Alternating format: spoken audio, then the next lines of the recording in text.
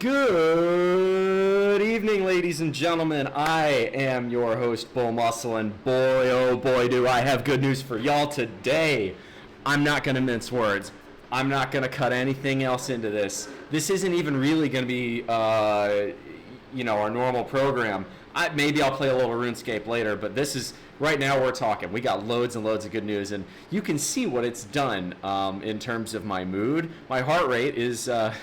it's actually fairly high. Couple things need to talk about. Actually, first thing I want to do, I'll keep the financially independent counter on there. I've reached that at this point, but that's not the news. The big news is, ladies and gentlemen, it was down, but it was not out.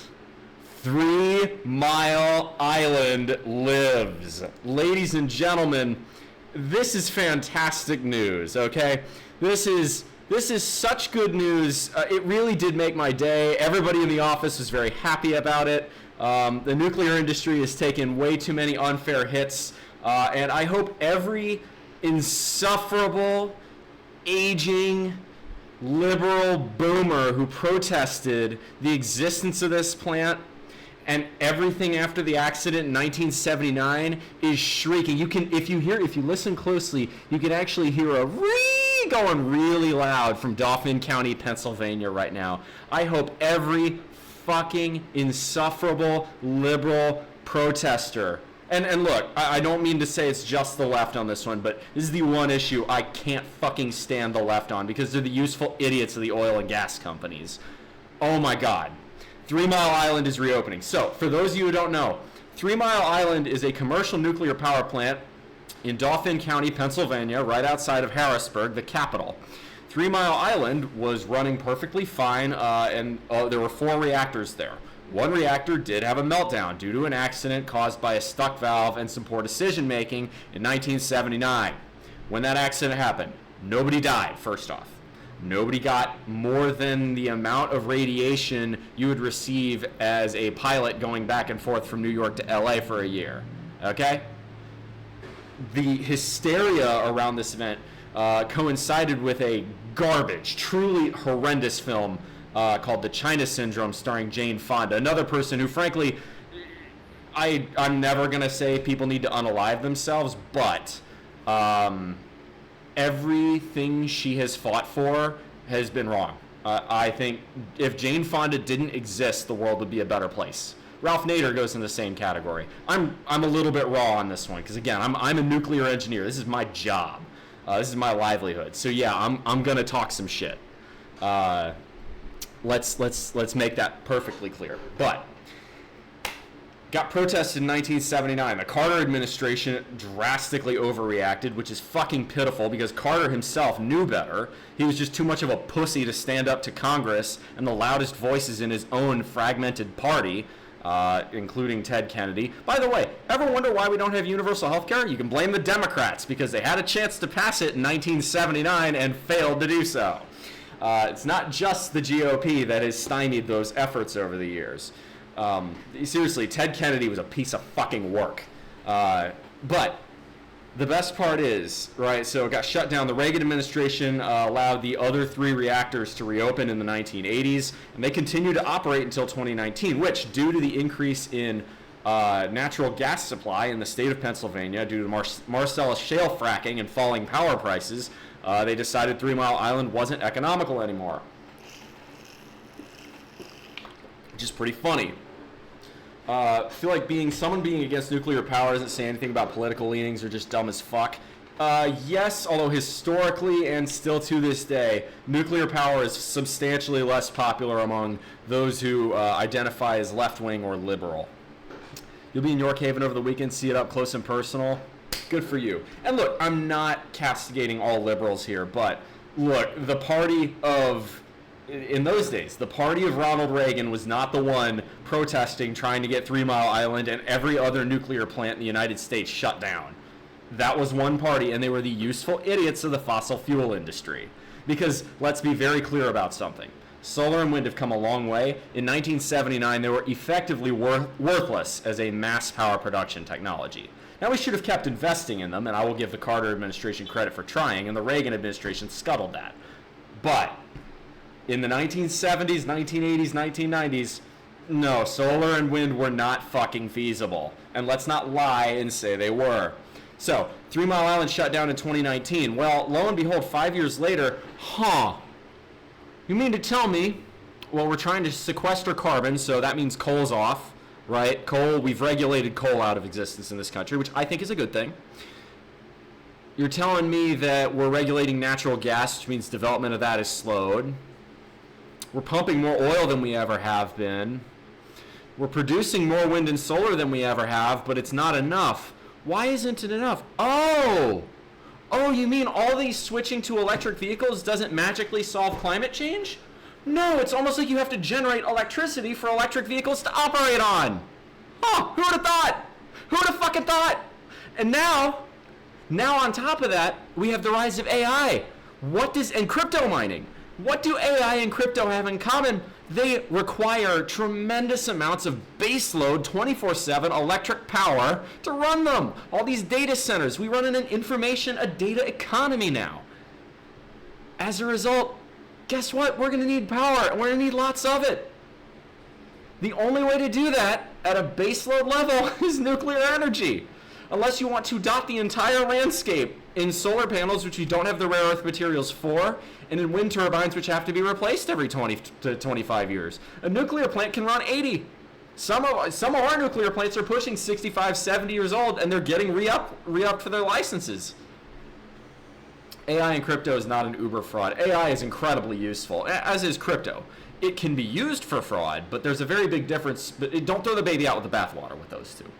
Yes, okay, so wanted to talk about one more thing with 3 Mile Island. So the big news is that Microsoft has paired with Constellation Energy to reopen the 3 operating reactors as of 2019 for the 3 Mile Island nuclear plant. And as a nuclear engineer, I could not be more happy about it. I am over the moon, ecstatic, very, very pleased. Good morning from San Diego. Anyway. Didn't know this city was a military town. Oh yeah, massive naval hub there. Which makes sense, think about it. It's on the southwesternmost extremity of the continental United States. That's refreshing AF to see you speak this passionately about stuff. Well, good news. That brings me to my next subject. The residents hate it because they're from California and they've had it too fucking good for too fucking long. Anyway. Sounds like the bros on... No, I'm just actually passionate about something. I'm really happy about this. I have other really big news. So, let me take a drink of water.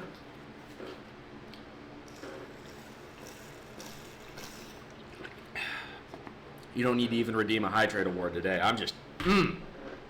Today was a good day. Look, it's not often that one of the most unfairly maligned nuclear power plants in world history is going to get a second shot at life. In fact, really, if you want to talk about it, the second shot at life they got was in the 80s, and it ran without incident for 35 years. This is the third shot at life it's getting. Lads hit an all-time bench PR today. 195 pounds at 128 body weight. Good fucking job. Can we get a congrats in chat, y'all, for Midnight Vid? That is super impressive. Okay. Y'all, okay, to put it in perspective here, that's 195 over 128. It's just about 1.5. Actually, it's a little bit more. It's 1.52, so it's 152% of your body weight. For me to do that, okay, at 215 pounds, that'd be like me benching 327, which I can do, but I'm not exactly weak. That is a fantastic bench. For your size, at 128 body weight, congratulations. Residents hate it. People in York, Dauphin, Lebanon, and Perry counties are all against it. So my uncle actually worked at 3 Mile Island in 1979, and he was perfectly fucking fine. Again, if you're against nuclear power in 2024, you're an idiot. It's that simple. There isn't a good... Now, if you want to say new nuclear power in 2024 is too expensive, that's a different argument, because it is. But why is it expensive? It's because we've regulated it to such a degree where if you regulated any other industry, that industry would cease to exist. If you regulated solar the way you regulated nuclear power, every single solar panel manufacturer would go out of business. They'd go bankrupt tomorrow. The regulations are just a different level of nuclear energy. And I get that they have to be, given the nature of the material, but given the known quantity that is damage due to climate change, you would think that maybe it's time to reevaluate that. It sounds like at least Microsoft is doing that. Oh, by the way, another good one. AWS, Amazon, they're hiring nuclear engineers. Why? Because they want to start building small modular reactors for their data centers, because wind and solar just ain't cutting it, and they don't want to use shit tons of fossil fuel to power AI. Anyway, okay, Stream Elements, thank you very much. This is the really big news I wanted to talk about too. All people of the political spectrum in those counties don't want 3 Mile Island in its current setup reopened. They can go fuck themselves. They're ignorant. They're stupid. That is an unbelievably stupid thing to say. That is, Harrisburg, Pennsylvania, the general area there is not wealthy, okay? Harrisburg actually went bankrupt a few years ago. The entire city went and declared bankruptcy. 3 Mile Island reopening is a massive increase in very good paying, mostly union jobs. Central Pennsylvania fucking needs that. Apart from State College, Philly, and Pittsburgh, I mean, that state is not seeing great economic times. Large chunks of that state are what you would call Appalachia, or the Rust Belt even, right? You don't want to just pass up an opportunity like that for thousands of new jobs to come back. It's unbelievable that I bet you a lot of those people would be perfectly okay with reopening the coal mines. And if you'd want to reopen the coal mines in Pennsylvania, but you wouldn't want to reopen 3 Mile Island, you're a fucking idiot.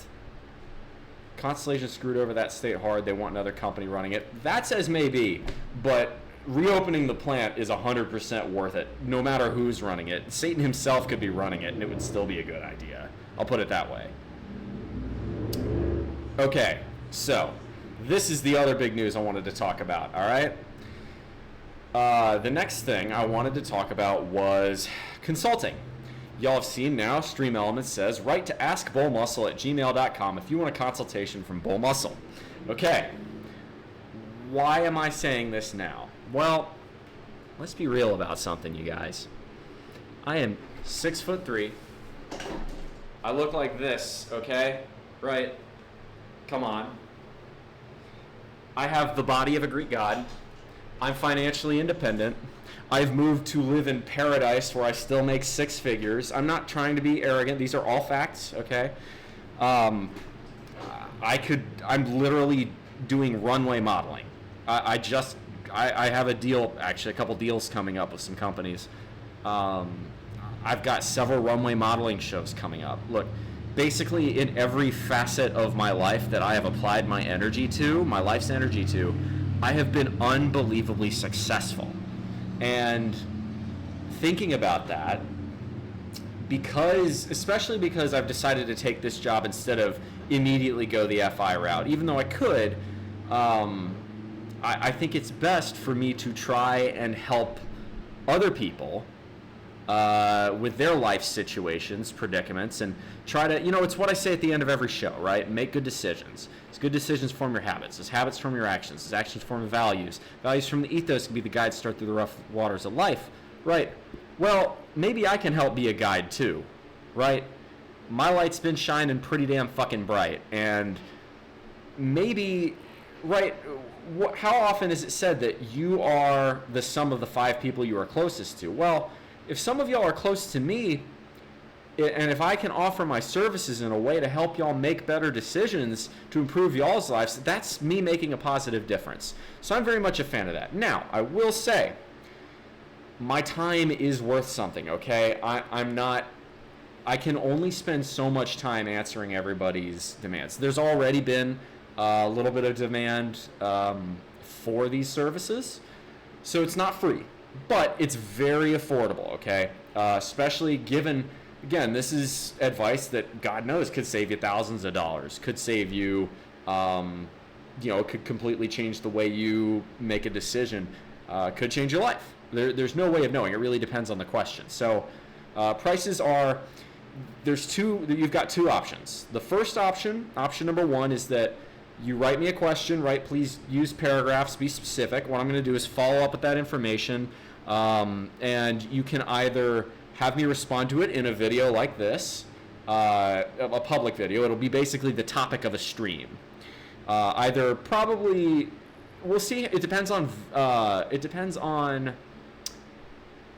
how much demand there is. Maybe I'll do it during my workout streams. Maybe it'll just be one-off kind of afternoon chatting streams. I'm gonna take notes, right? When I'm reading these emails, I'm gonna try and really study and synthesize a good response, because I want you to feel like you're getting money for your, value for your money. I've always been a very big proponent of that. The second option is I can give you, we can sit down like a one-on-one style conversation on Discord, and I'm happy to do that. That's going to be a little bit more expensive because, again, right, but time is money, and that would be a substantial use of my time. So I value my time accordingly, but it can be done, and I think I'm really hoping that turns out to be a good feature that becomes a lot more regular on this show. My reasoning being, let's say in a few years I decide to pack up and move again. One idea that's occurred to me is maybe doing the van life thing for a little while and offering my services for personal consultations, or even coming to meet you in person one-on-one as a life coach if you can afford it. Doing something like that, they could see that in the future. But I get that I have a small audience. This may take a little while to kind of kick up, but I think it's a good idea. I think it's a good way to balance my desire to help people and valuing my time. So it's tough. I don't want to be Mr.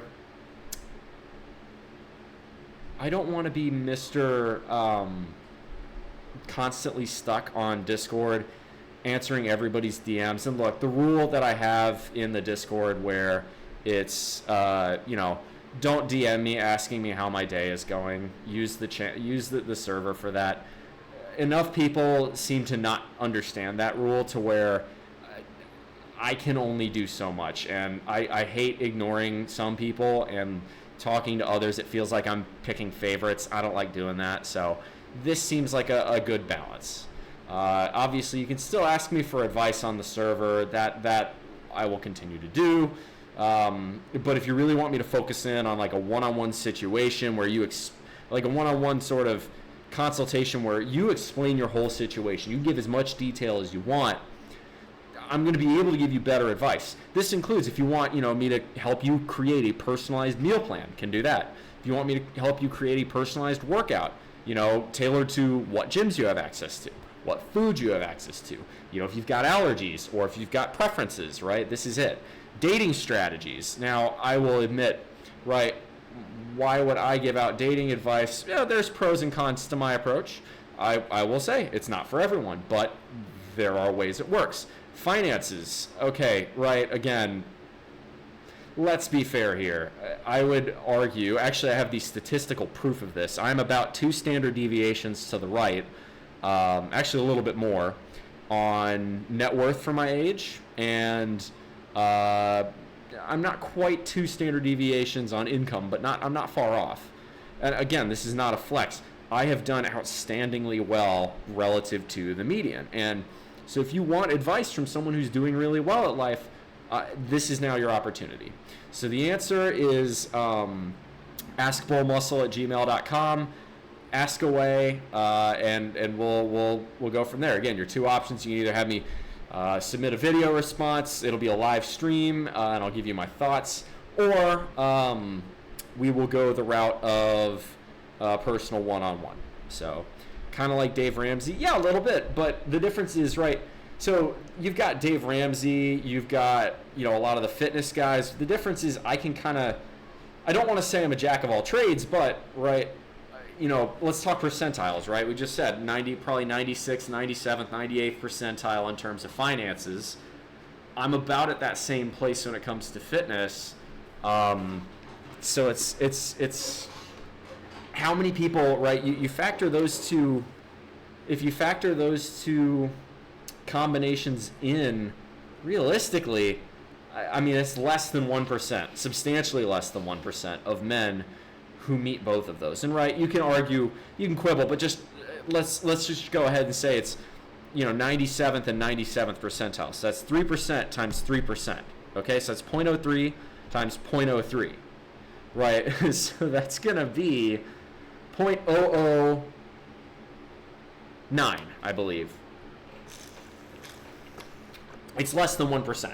That's the idea, basically. I don't want to sit here and be immodest. I'm a top 1% man at this point.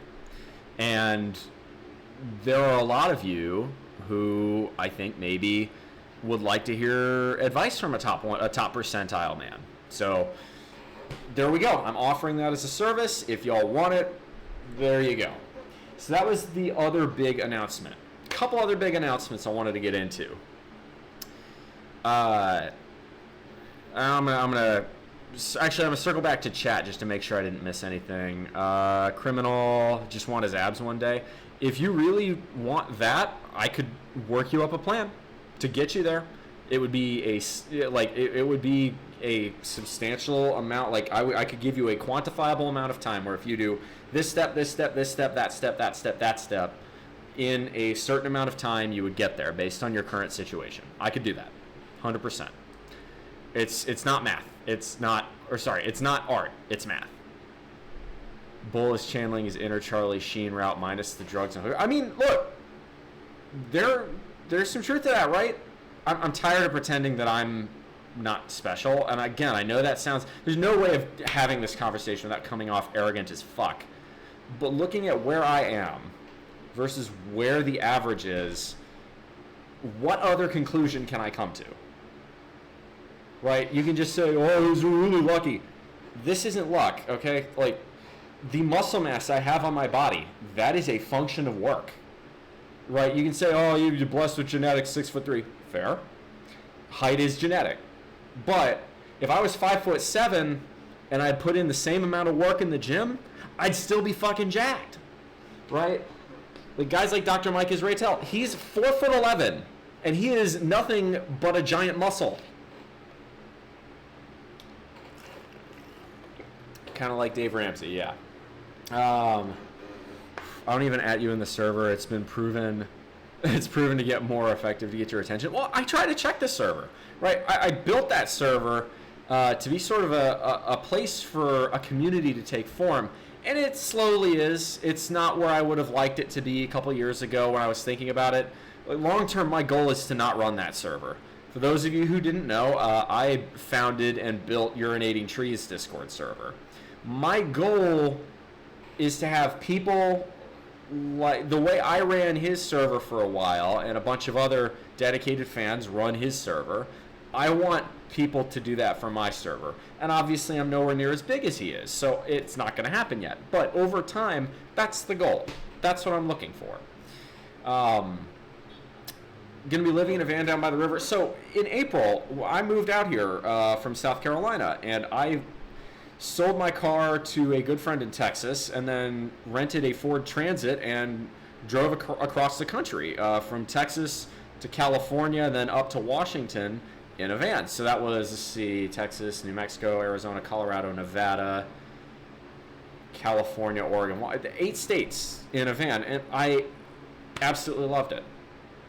There is a lot of freedom to that. There was one day I was hiking around in New Mexico, it was somewhere random. It wasn't like a national park, it wasn't any special like game lands or wildlife preserve or nothing. It was just an interesting place that looked interesting on the side of the road, and I went and hiked it. I was just hiking around, and I had this moment where I just started laughing because I felt free. If there is one thing I desire more than anything else, it's freedom. Freedom and independence are very much top of the top priority for me. Maximizing my freedom matters to me in a way that very few other things do in life. This is cool. I'd be down to this. I'm super broke at the moment. Well, again, I never tell my fan base to spend money they don't have on me. But if you're thinking about, like, giving me a subscription or dropping some bits, and you've got a life problem you'd like me to take a look at, consider, sending an email there. It's probably a much more effective way to spend your money, and the best thing is you're not giving Amazon a single fucking dime. If you don't support the giant multinational corporation that runs Twitch, there you go. It's the same thing. There's another one I've been thinking about. I have considered moving off of Twitch and moving to a different platform as of recently. Thought about YouTube. There are pros and cons to that, right? YouTube, you are very much at the mercy of the monetization. Thought about Kick, thought about a couple others, but I could see myself moving off of Twitch in the future. We'll sort of see where that goes. Right now, it seems like my audience is much more in favor of keeping me on Twitch, but YouTube's starting to grow, and I'm probably frankly putting too little effort into YouTube, so we'll see. Anyway, so final thoughts on that. AskBullMuscle@gmail.com. Let me know. Yo, Lab, good to see you, bro. As always, gonna give a shout out to my main man. What is LFA fight? 3-round decision. Chama indeed.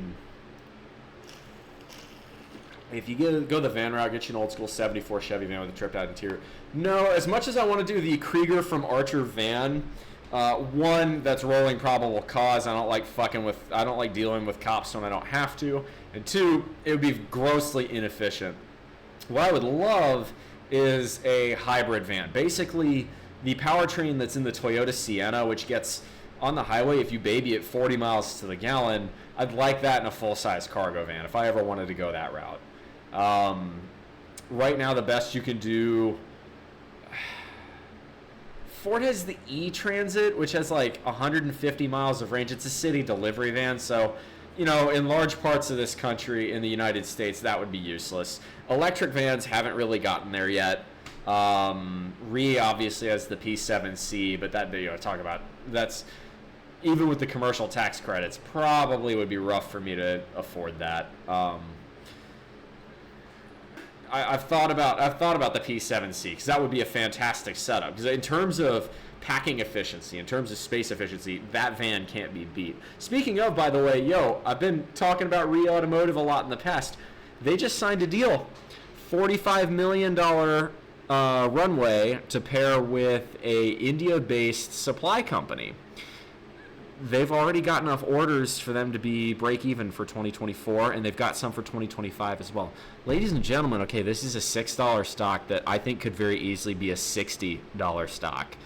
I'm not trying to peddle it. Look, full disclosure, I have my own amount of shares in this company. I've been a fan of this company from the beginning. It's because they are superior in terms of the way they've engineered the vehicle.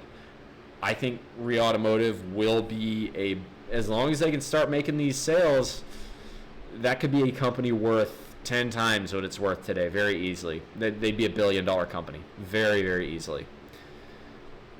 Bring you a power rack with you in the P7C mobile bench press business. I mean, dead ass, actually.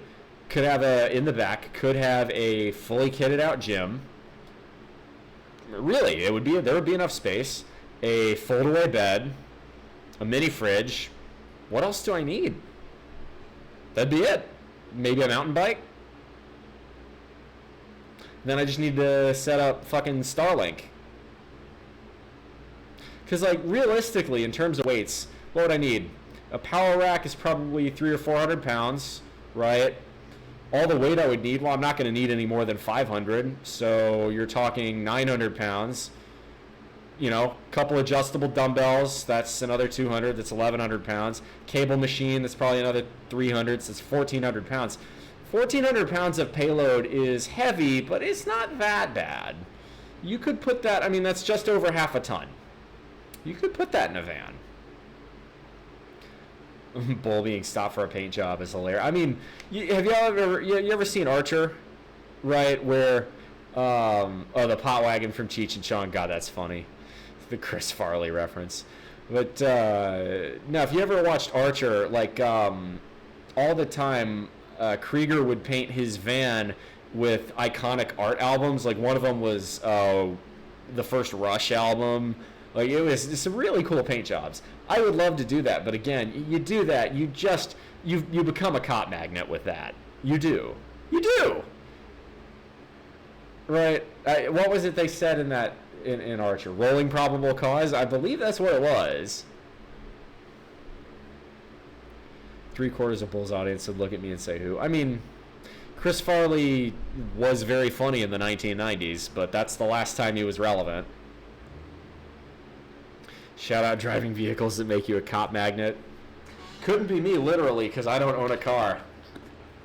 Now, if I stay here, I'm going to get a K-Van, because they're reasonably cheap, they get 40 miles to the gallon, and it's a rolling middle finger to the United States Department of Transportation. Fuck them.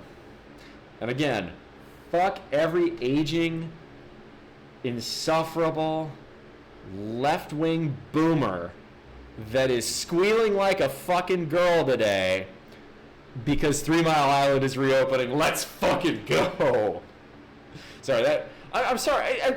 Again, this doesn't happen often. Are we going van bull? I could see myself doing van life in the future.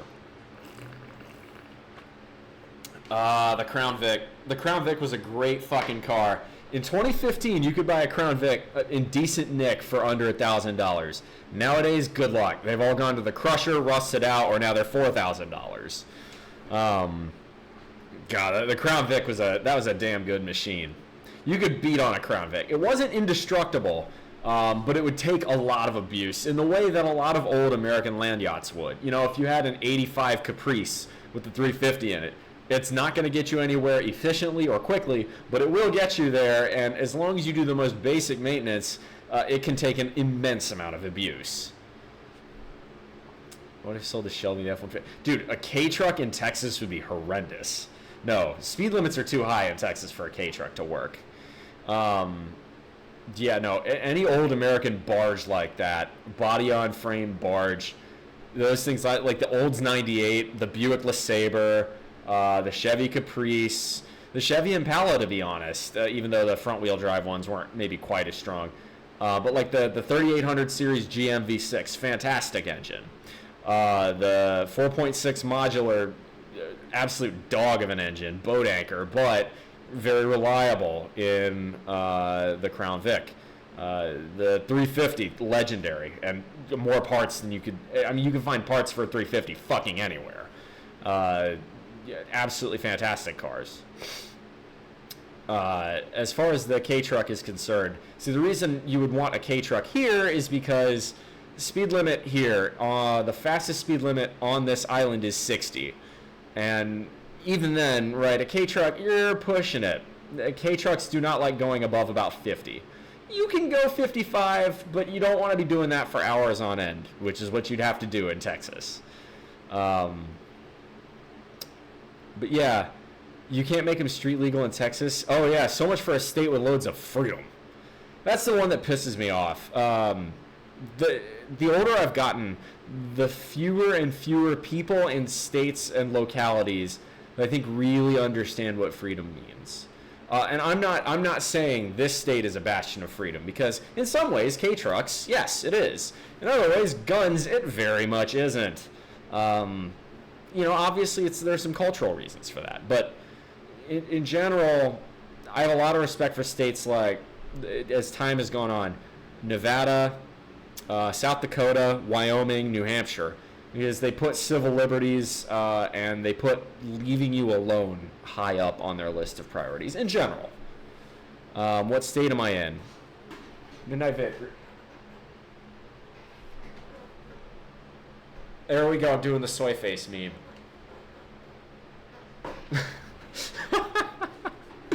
Hang on, I'll do it from this one too.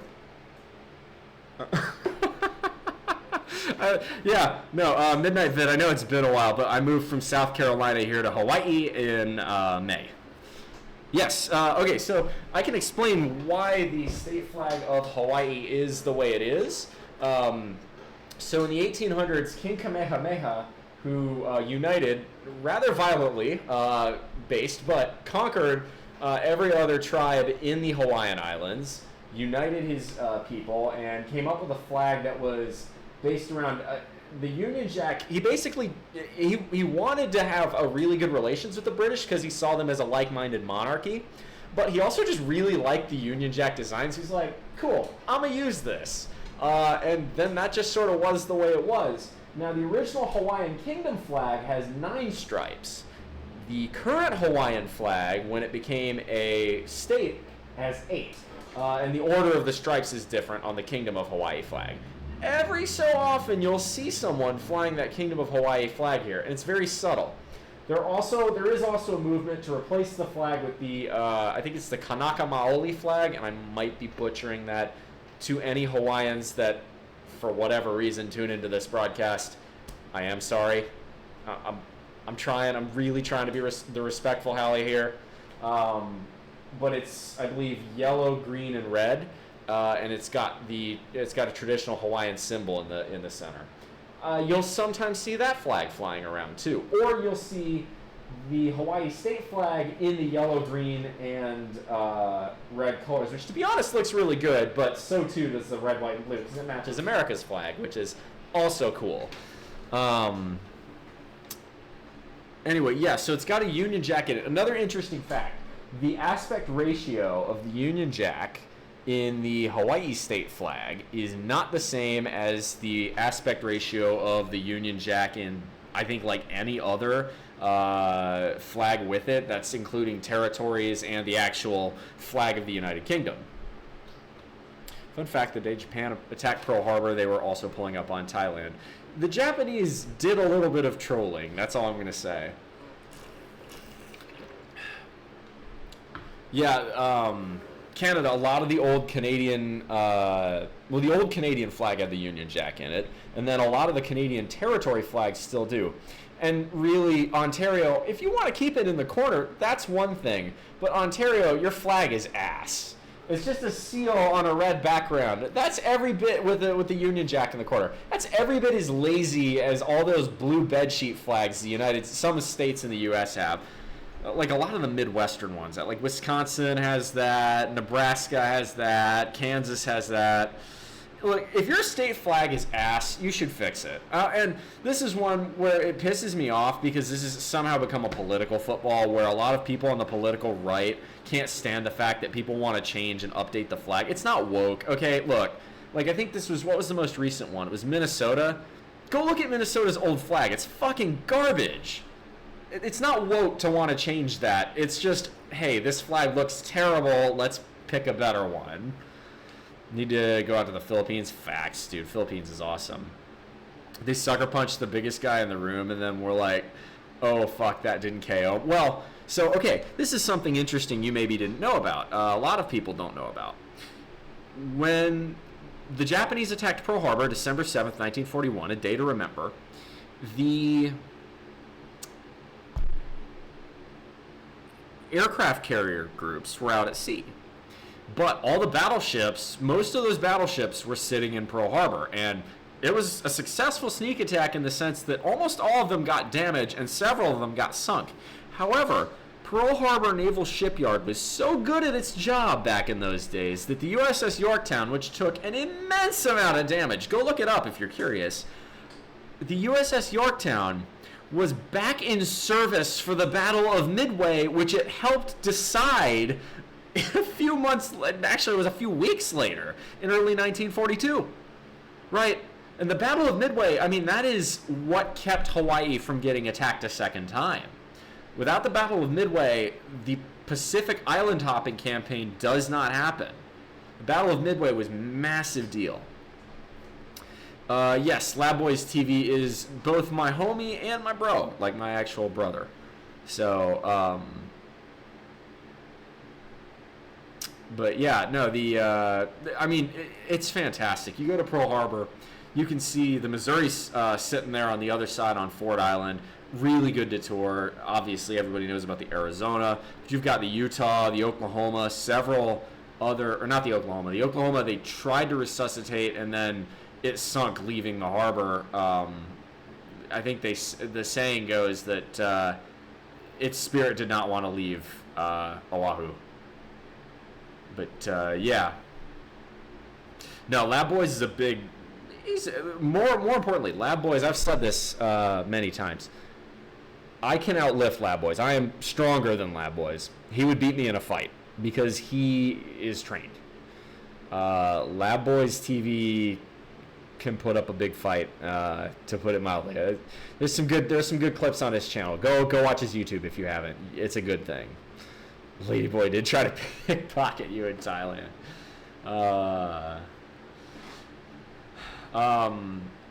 Yeah, so okay, so we talked about consulting, we talked about 3 Mile Island. The third thing, scheduling for the next 2 weeks. This is important. Tomorrow you're gonna get at least 2 streams. I'm gonna try and do 2 lifting streams. We'll see if I can do the second one. It's gonna be hard. It's gonna be dependent on how many people are in the gym. If it's too crowded in there Saturday afternoon, I'm going to just do the lift myself and give y'all just a stream in here. Unfortunately, there's just a limit. There's an upper limit to where it's too crowded to where I don't want to lift in front of people. And it would be a deadlift workout. So I've been deloading this week. I've had early trainings, which have made it hard for me to do a complete workout, just not enough time. I've had to get my workouts done in about an hour. So this week's been a deload. Tomorrow will also be a deload. Sunday morning, I have a modeling shoot. So Sunday morning stream, not happening this week. I don't know what the rest of my Sunday's looking like. I might end up on a hike with a couple of friends, but if they flake again, y'all get some stream. Next weekend, Saturday, should be live, should be normal. Sunday will not be. I will be off the air on Sunday because we are having the Hawaii Century Ride. God, can't speak. Which is a massive bike ride hosted by Hawaii Bicycling League that goes from downtown Honolulu all the way around Makapu'u, the eastern edge of Oahu, over to Kailua and Kaneohe Bay. So, and then back. So that, plus the fact that I don't live, smack dab in downtown Honolulu, means I'm going to be putting north of 50 miles. I decided not to do the Century because I have to also bike home and back, but I think it's going to be something like 75 miles total of cycling that day. And even, yes, I'll admit, it's an electric bike. I'm going to be tired at the end of that. It'll be a good day. Let's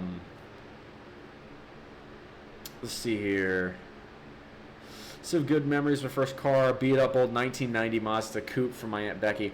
Real talk, cars from the 90s. I think the 90s were a golden period in terms of automotive engineering, if not necessarily automotive styling. I think the 90s were actually pretty bland in terms of styling, but I think the 2000s and 2010s were better in general. But the 90s were this apex point where complexity was still low enough to where you could work on your car and maintain it yourself, but efficiency and power had risen just enough to where it was no longer, right, Malaise era 70s getting 90 horsepower out of a 4-cylinder and maybe 200 out of a V8. In the 90s, a V8 would get you 300, a 6-cylinder would get you 150 to 200, and a 4-cylinder would get you 100 at least.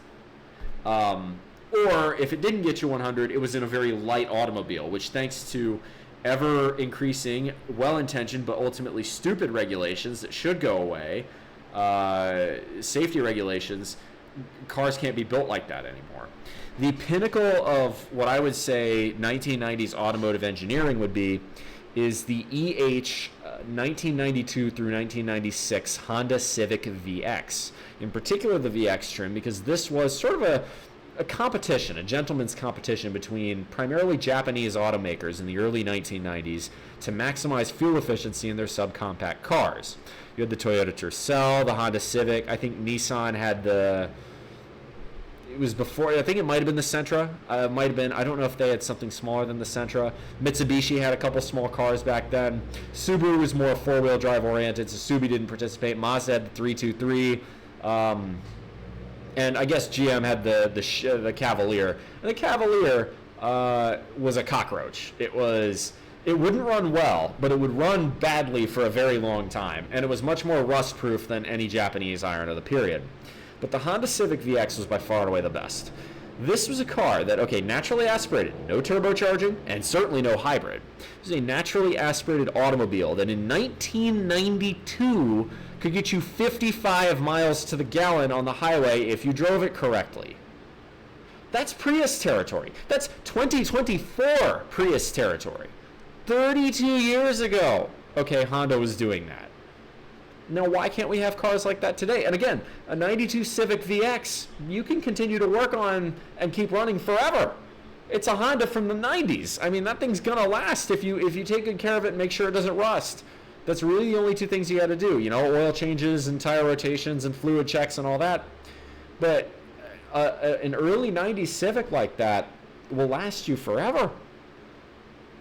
But those cars went away because of increasing automotive safety standards, which increase weight in the 2000s and 2010s. But yeah, it's crazy. Hiking is absolutely fantastic. I do loads and loads of hiking here. Make no mistake about that. Now, I haven't done the haiku stairs as Kapu. They've asked us not to protect the land, make sure that there's no erosion going on. I think it's kind of a Mickey Mouse excuse. The biggest reason is because some wealthy landowners over on the windward side hate it that people park in their neighborhood and go hiking from the trailhead there, which is it's the ultimate NIMBYism. My life is somehow living in, as a homeowner of all things, in the most expensive real estate market potentially in the world. Your life is pretty fucking good. It just makes you mad that people like going hiking there. That pisses me off. But if you want to say it's erosion, look, there are dozens of other incredible hikes just on the windward side of Oahu, so it's not the end of the world. I've got plenty of other hikes I can go and do. There's one on the Waianae Range I want to do again that was just fantastic. I got a view of out to the Pacific side, the North Shore, Pearl Harbor, and the town, and Diamond Head. Just wonderful, wonderful hike. I think it was called Pu'uhapapa. Yeah, I have two smokers I haven't fought since 2022, though. Yeah. But, no, as far as cars are concerned, well, that's why I want a K car. Because what is a K car? Here, actually anywhere in the United States, it's got to get by the 25-year import rule. Well, 25 years ago was 1999. In other words, all those K cars are going to be from the 90s. So they've still got that 90s Japanese engineering legendary reliability. Any K cars that make it over here usually are maintained pretty well because, right, they have to command a premium asking price for it to make sense for them to get them over here, which means, if you want to sell it and you want to sell consistently long term, you've got competition. There are a lot more JDM importers here than there are basically anywhere else besides maybe California because, well, we're a lot closer to Japan from here. Be the hope we need. Whoop Jake Paul's ass. Yeah, Jake Paul is not natty. I want someone to fuck Jake Paul up just because he's a douchebag, but I mean he's a heel. Both of the Paul brothers. Their brand is being insufferable douchebags. The only way to not feed the troll there is to ignore them. So I'm gonna tilt this ever so slightly. See if that affects the lighting at all. Oh yeah. Okay, I feel like that just made a huge lighting difference because it's no longer capturing the window on the screen. If you want to hear more opportunity than Muay Thai or kickboxing, for sure. Jake has a weak left block. Not for the money, because I fucking love it, want to be great. That makes me happy. It's important to do things you love for the sake of loving them. Like, right, why do I stream? I stream because I like helping people. Is the money that comes in fits and spurts nice? Yeah, sure, but it's not why I do it.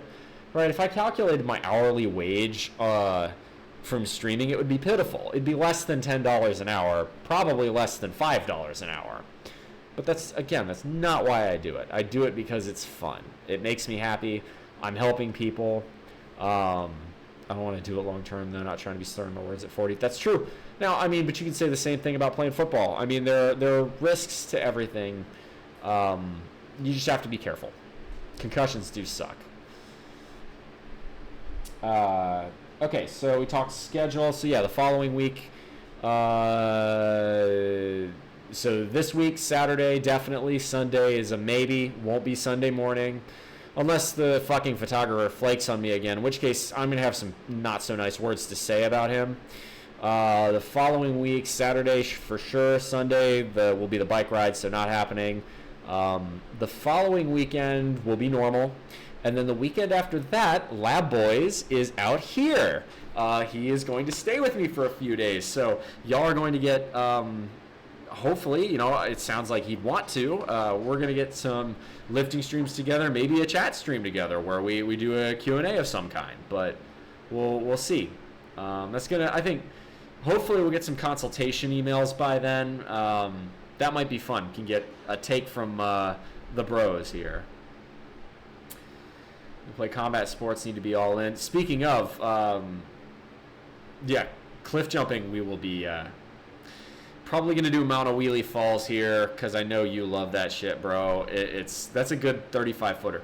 The only thing is it's a long hike, and if it dries up, well, then we can't do it, right? That's the only risk. Now, it was fairly dry when I went last time, and it was still 15 feet deep, so we were okay. But that's just a word of caution there. Bull Lab recreate Weekend at Bernie's Hawaii edition. If y'all want to see some of the antics we got up to, you should go check out Lab Boys' channel because there's a cliff jumping video of me and him doing that in Puerto Rico. Again, check out his YouTube channel. My audience, there's a reason I have a literal command just for his content. It's not just that he's my bro, it's that his content is damn good. So, well filmed and edited BullMuscle footy on YouTube for the trip. Hell yeah. Like December, early 25. Yeah, it's because you're going to be in East Asia. Yeah. So, Lab Boys here. You talk about really good ways to think about life. This is one thing I love that he does. I kind of admire. For a variety of reasons, have not had the same ability to do this. Previously due to job restrictions, and now because I just haven't built up enough PTO. But my bro here, he restricts his PTO. He restricts it, basically tries to use as little as he possibly can until he's built up 5-6 weeks. And then he goes and takes these trips to Southeast Asia and enjoys his life and trains Muay Thai and does whatever the fuck he wants to do.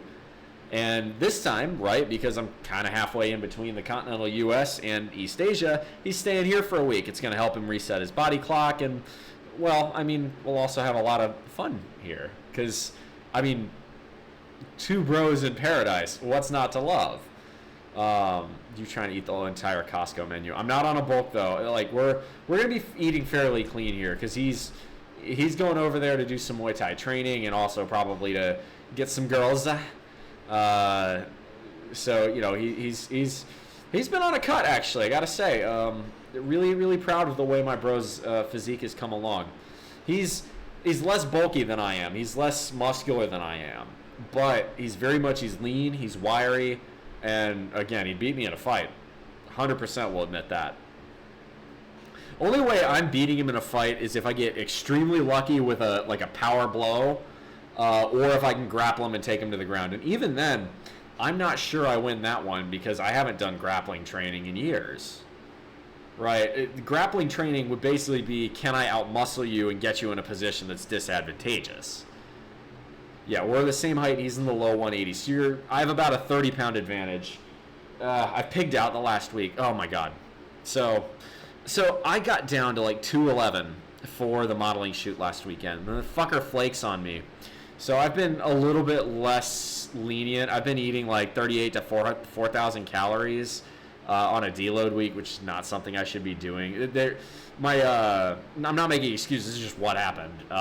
My boss came back from a trip to Japan and brought back like a lot of Japanese candy to the office. And then I went to Costco and made 2 ill-advised purchases, tortillas and peanut butter. I fucking love both of them, but those are like 2 bulk foods. Do not need to be eating those on maintenance or a cut. And at 212, that's where I want to be. But, I kind of trickled back up. I'm at like 216, 217 right now. I'm going to be running a deficit today, running a deficit tomorrow. I'll be maybe 213, 214 for the shoot. Not ideal, but good enough. Wearing a jiu-jitsu rash guard, come out with the wrestling. Hell yeah. Well, I mean, there is real wrestling does exist. It is an Olympic sport, or at least it was, like Greco-Roman style, but nobody watches that. People watch, well, okay, honestly, watching the sports is, I've slowly kind of come to Lab's opinion on this. MMA in particular, that is almost an art in terms of it is a base form of combat. It's more than just a sport. It's something animalistic within us to fight, to conquer, to win. And team sports anymore, especially in the United States, have gotten so commercialized to the point where the quality is so poor. Giving some examples here. The NFL, I mean, for God's sake, the NFL is beyond saving. College football is beyond saving. The last weekend, it was LSU versus South Carolina. There were several blown calls that were so heinous that they cannot have been just bad decision making. And they screwed the Gamecocks out of a win that they rightfully deserved. It was so egregious that like the coach of South Carolina opened an inquiry to the SEC and to the NCAA about it, and he should have. It was so bad though that there's another great example is Kentucky versus Georgia. A Kentucky player got his helmet ripped off by a Georgia player. Kentucky got called for a face mask. It's not just the reffing. The reffing is a huge part of it, but the rules have been changed to where you can't play defense anymore. Quarterbacks are protected. You might as well just put them in you just give them flags at this point. They might as well be flag football players. In football anymore, you can't run old style offenses because the game is tied to getting people to play more fantasy and gamble. And right, the more passing you get, the more scoring you get. The more scoring you get, the more commercial breaks you get, and that's what really drives it at this point. Football games used to be 3-hour affairs. In college, now they're 5-hour affairs, and they are that solely because of commercials at this point. It's not worth it. And I came to this realization a lot more slowly than I should have. I was a big sports ball fan for a long time. It took me a long time to realize just how much time I was pissing away, right? And I've done the Your Money or Your Life energy calculator, which put conservatively, this is at an absolute bare minimum, my time is valued at about $33 an hour. That is absolute minimum. Realistically, I'd say $50 to $60 an hour is much more prudent. Because 33 is post-tax and post a bunch of other things. But my life energy, if it's at $33 an hour, right, and it's a 5-hour sports ball game, that is a $165 purchase, so to speak, of wasted time. Now, right, you shouldn't run every aspect of your life through that kind of calculator, but it's a very good exercise to realize just how much time are you wasting on something that doesn't necessarily make you happy. Now, with UFC, the way I do UFC, I think, is pretty close to ideal. I don't necessarily watch the matches because I'm not that interested in the sport, but if my homies are throwing on, a UFC watch party, 100% want to do that. Because that's hanging out with the homies, and that's priceless.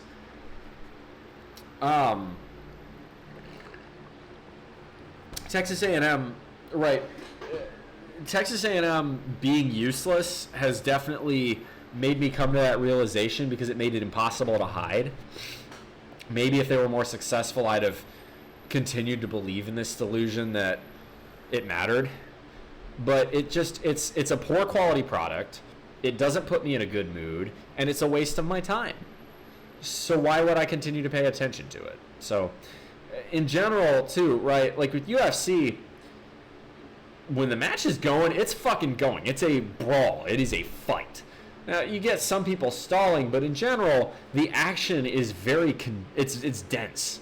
I will give credit to, if you're going to go with the team sport, hockey. Hockey is the best at that. In general, hockey is much more high action pace than American football, which is unbelievably slow, or basketball, which, God, the last 2 minutes drag out forever because it's just fouls and free throws. It's such a bad product. Baseball is another one. I would say I like baseball more than basketball or football at this point, mostly because baseball is a sport from a different era and it's meant for radio. Baseball is a very nice thing to have on in the background. You can pay a little attention to it, but in general, with baseball, 95 to 99% of the plays, you can picture what an announcer is saying in your head, and it's pretty accurate as to what's actually happening. Now, if something truly spectacular, a catch that is, a god tier Mickey Mantle level catch, you're running up the wall or something like that happens, you can always watch that. It'll be, a top 10 clip on YouTube or ESPN.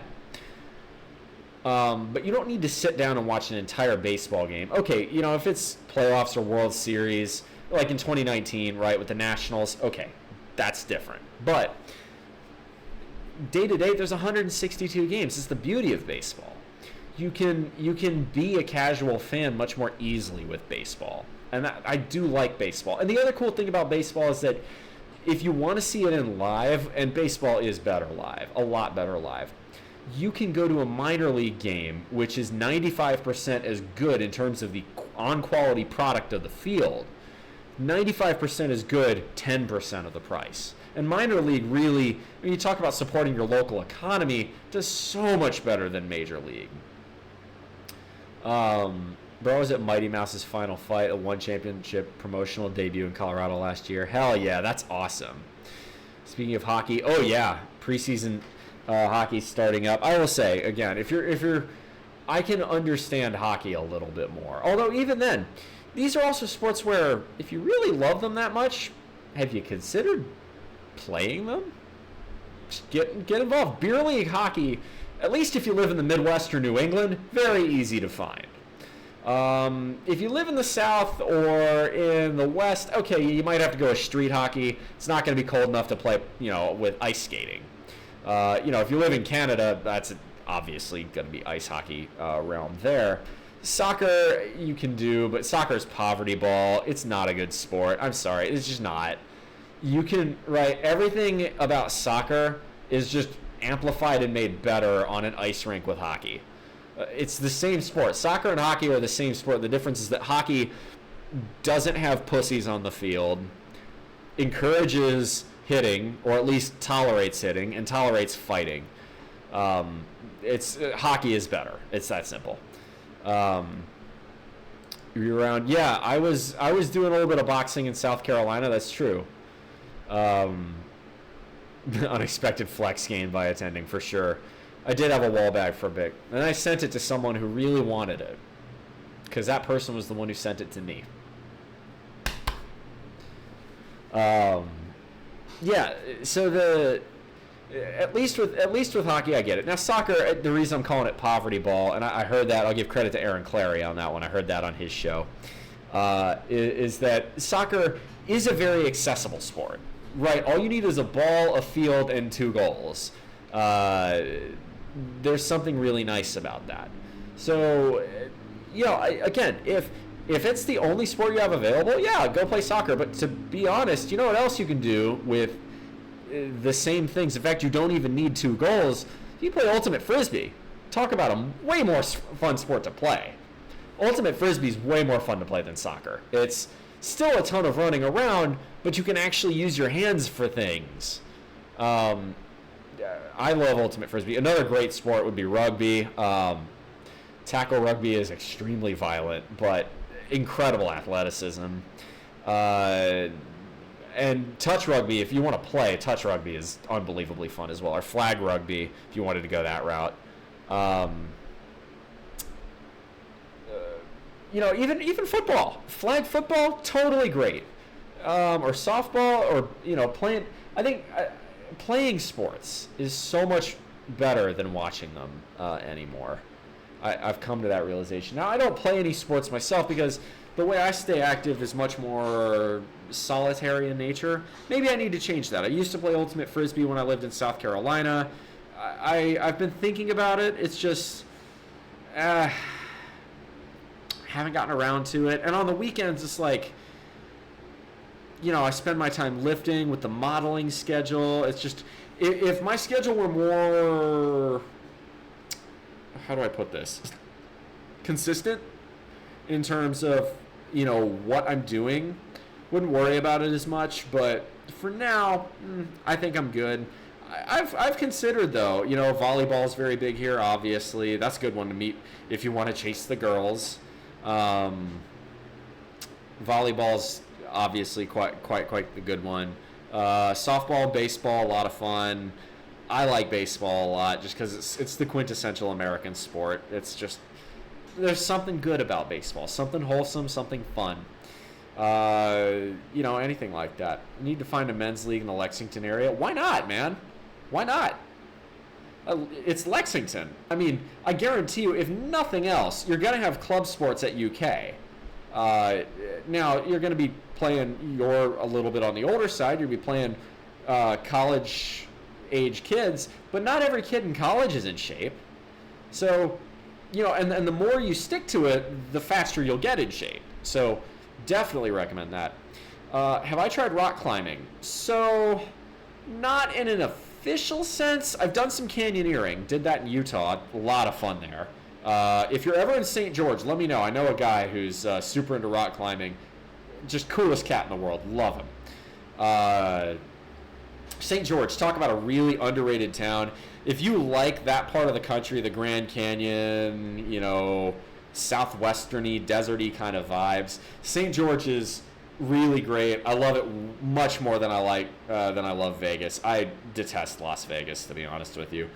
St. George is nice. Prescott, Arizona is nice. Flagstaff's nice. Vegas makes me want to gag. It's just yuck. Got to lock in on this essay. Hell yeah, bro. Get it done. Thanks for popping on in. !lab for anybody else if someone wants to, if any of y'all want to see some pretty cool content, which yours truly does feature in, go check out LabboysTV. Anyway, as far as the men's league's concerned, go check it out. Go check out, pick a sport. Ultimate Frisbee's a really easy one to learn. And again, all you need is, a pair of cleats helps, but you can do it in tennis shoes. Speaking of other great sports, tennis, great. Pickleball, also pretty damn good, to be honest.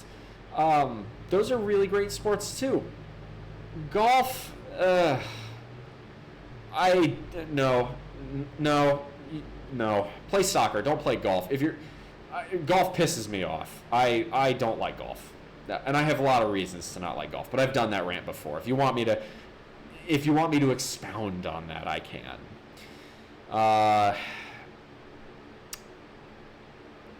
That's rock climbing. So I've done canyoneering.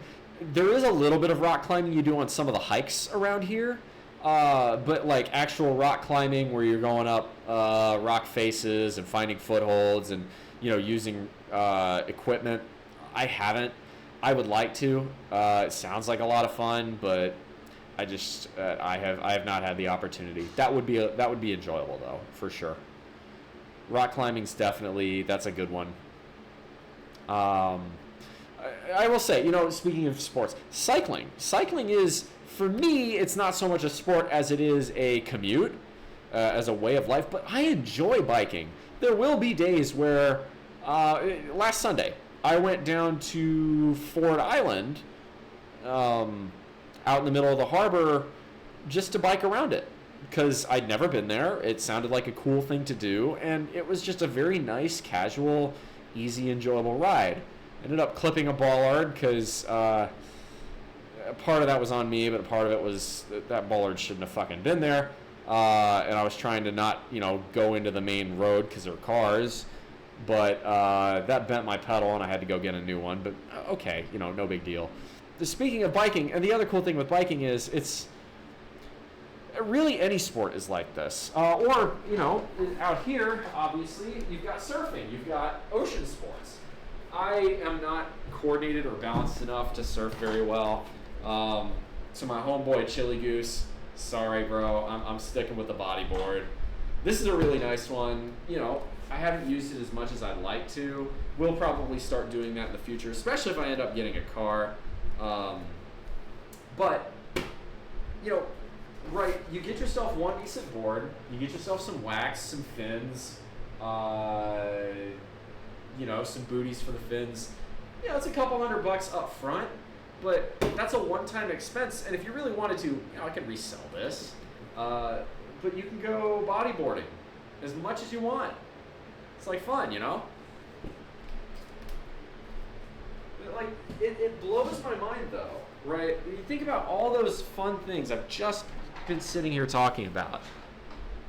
You say all of those. You list through all of those, or even just going for a walk or a hike.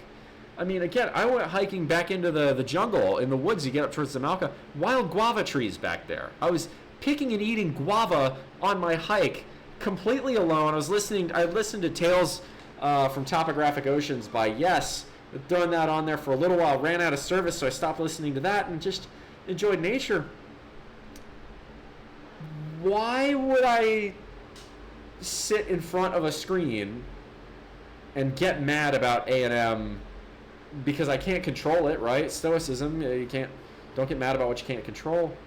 Why would I get mad about that? Why would I watch the sports ball? It ain't worth it. Now, there are some sports ball related things I'll still watch. Urinating Tree and 5 Points vids, I watch them because they're my friends. And because I find them entertaining. Right? They could be, right, 5 Points talks about fucking stadiums. I don't care about the construction of sports stadiums, not that intimately. Although 5 Points, bro, when you coming out here to check out the decrepit mess that is Aloha Stadium, know you want to do that. Motherfucker, get out here.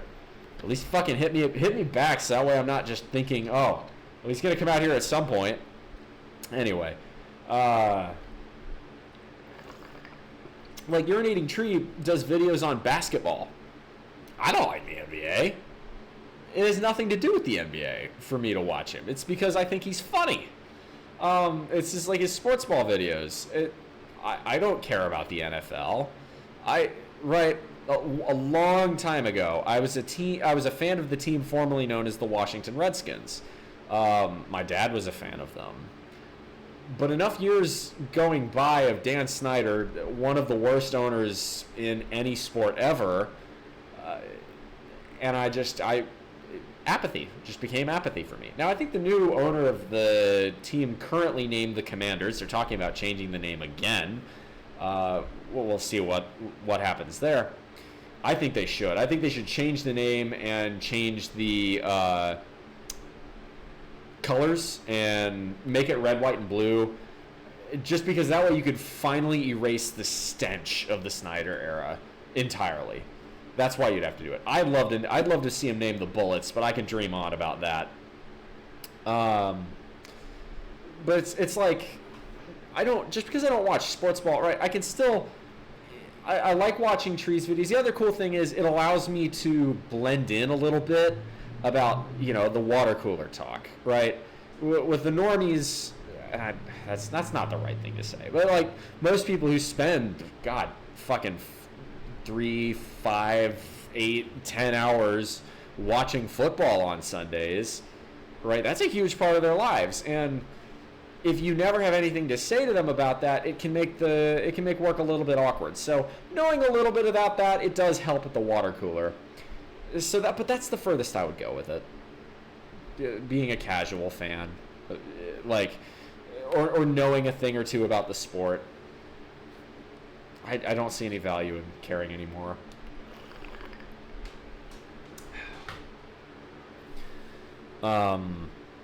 Okay, so Tree did an autopsy of the Pitt men's hoops team and their gong show, i.e. Tom Grossi.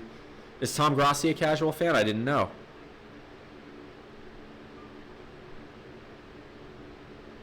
Let's see here.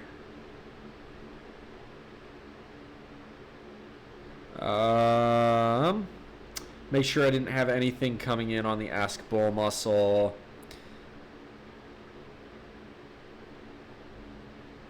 email. Nope. All right. Looks like that's going to be it for us for now. Oh, one other thing. So, would love to hear some commentary on this one. Really haven't heard a lot about this on Discord. What would y'all say if I ended up just going to YouTube full time? Instead of doing this stream, export kind of thing. Would y'all vibe with that? Would it be something y'all would want to see? This is one where I've been giving this some thought. Tom Grossi's now a brand like our NHL Leaf character Steve Dangle. You know, again, but like take a look at Steve, right? I mean, I'm glad he's found a passion and, you know, he has turned that into a career. But unless you're going to that extent of fanhood, right? For the longest time, he was just some random dude in Toronto, in a basement in Toronto, screaming. Think about how much stress, think about how much misery that man has endured. Right, and from that misery came his career, but think about how many other thousands of people are like him, enduring that same misery, spending all that time, wasting valuable hours of their lives that could be spent on connections with family, or going out and playing hockey because you live in Toronto, you live in Ontario, it's cold enough. It begs the question, why are you doing this again? And God, you know, talk about economic expenses. Jesus Christ, have you seen what the cost of a Leafs ticket is anymore?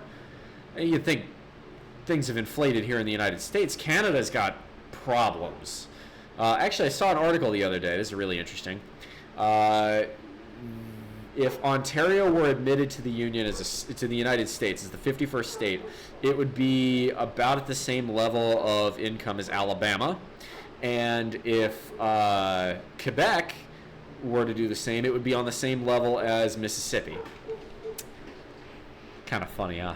The Canadians love to act like they're so much better than us. It's like your two quote-unquote big economies within the nation are on par with some of our poorest states. Good job. I have his book on the table as a Bruins fan. I love it. Well, of course you do. That's just Schadenfreude. Like, come on. Why'd you buy that book? It's literally a Leafs fan saying this team is ruining my life. You're a Bruins fan. It's just going to be a recollection of all the times the Leafs have fucked it against the Bruins. Of course you're going to enjoy that. I mean, that's basically what you're doing there. I mean, as a Bruins fan, that's softcore S&M at that point, man. Let's be real. That's what you've done there is you've bought softcore S&M.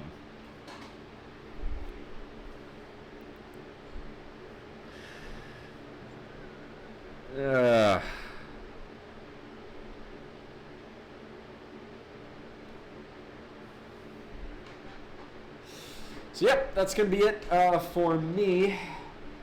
I think so. Tomorrow we will do the normal stream at the normal time. Further streams that day, TBD. It'll be a pull day tomorrow. It's gonna be a vertically oriented pull day. It's gonna be a deload. We're gonna hit pull-ups, T-bar rows, lateral raises, pull downs, shrugs, upright rows, wrist curls, cable cross, abs, preacher curls, hammer curls, forehand curls, and I'm gonna try. I saw this on Jeff Nippard's YouTube.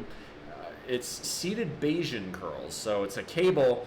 You start with the cable behind you and you curl like that. So that should be really interesting. I've tried the standing Bayesian curls, and I like them. I like them better than any other cable curl variety I have found so far. The standard cable curls, I never felt like they worked as well as a dumbbell. I always preferred the dumbbell more. As time has gone on, especially as I've been watching more hypertrophy-related videos, Trainer Winnie, Jeff Nippard, a little bit of Mike Israetel, I will admit the cables are growing on me, and I do think if you had to, you could probably get a complete workout with a cable machine. It would not be ideal because there is nothing that beats a barbell squat, and I will hold that position until the day I die. but I do think it's gotten a lot. There's a lot more. I think a good cable machine I will give more credit to than I used to. I used to kind of say, cables, you do it for a couple hypertrophy sets at the end of your workout. You can get more out of it than I thought you could. And so there's a great example of, 2023 BullMuscle, 2024 BullMuscle, learning something that maybe 2021 BullMuscle didn't know about. And that's one thing I'm always trying to do, is continue to learn. Become a student of a craft, right? When you find a passion, passion's such an overused word, but you find something you really enjoy doing, that's the way, you want that kind of feeling. Let's see who we're gonna look to raid today. We got Brotero, we got Jasu, we've got, all right, I haven't raided Brotero in a little while. Yeah, we're gonna raid Brotero. So we're gonna raid Brotero TV. So we're gonna raid Brotero TV, y'all. He appears to be just doing a watch party, which is, hey, fine. If you like the show, great. Stick around. If not, hey, don't worry about it. Raid message is Bull Rush, as it always is, and tell them, please, on my behalf, I would say, tell them, hey, I'm offering consultations. I'm offering advice. If you really, if you like what I do, if you want to look like a Greek god, if you want to get financially independent, if you want advice on any issues you've got, now you've got a way. But until then, make good decisions. Those good decisions form your actions. Those actions form your habits. Those habits form your values. Those values form your ethos. Give you the guide star through the rough waters of life. Much love, y'all. Come in for the hug.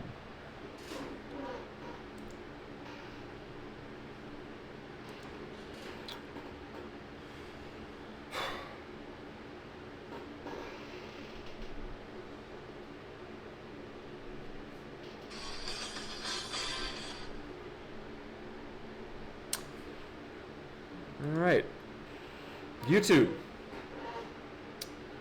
I want to hear it from y'all. If y'all want me to start live streaming on YouTube, I got to start hearing it. If you want me to make the switch, it's got to be convincing. So let's see. The numbers keep seeming to go up on the YouTube side. If it continues, I'm open to the idea. But until then, cheers. See you tomorrow morning, 5 a.m. Hawaiian Standard Time.